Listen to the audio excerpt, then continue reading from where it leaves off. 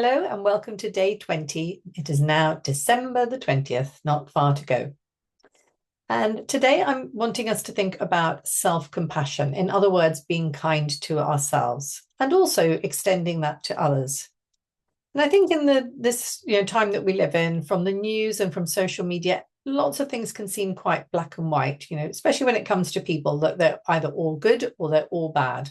But I think we know from ourselves and from everyone else that we know that there are different elements to each person, and there are things that we do that are good and things that we do that are less good.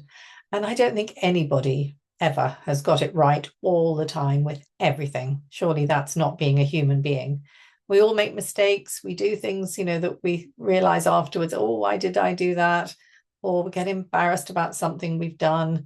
There's all sorts of things that go on that, give us that horrible emotion of like, oh, I wish I hadn't done that. Or, why, start being annoyed with ourselves or beating ourselves up. And we know from research that actually being kinder to ourselves means we're actually less likely to do that thing again in the future. So there's been some interesting research on that. And so it's very important then that when we have messed up in some way, that we are kinder to ourselves. We're as kind to ourselves as we would be to a friend. So if you find that you're being more harsh on yourself than you would be on a friend, ask yourself, what would my kindest, loveliest friends say to me in this situation? Would they say to me, well, look, you've tried your best. It's only a human mistake. Don't worry about it. It'll pass. What would they say? And try to be your own kindest, best friend. And another question to ask yourself can be, well, how important is this going to be in a day or in a week or in a year? So maybe it is something, if it is something important, then that maybe needs more dealing with.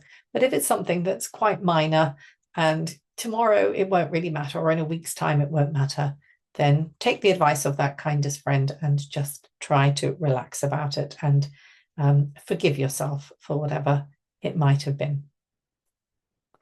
Now, for our relaxation today, I think leading on from that, I thought it would be nice to do something that I quite often get my people to do in a workshop, and that is to give themselves a cuddle, because we also know that giving yourself a hug is actually quite relaxing. So come on, nobody's watching.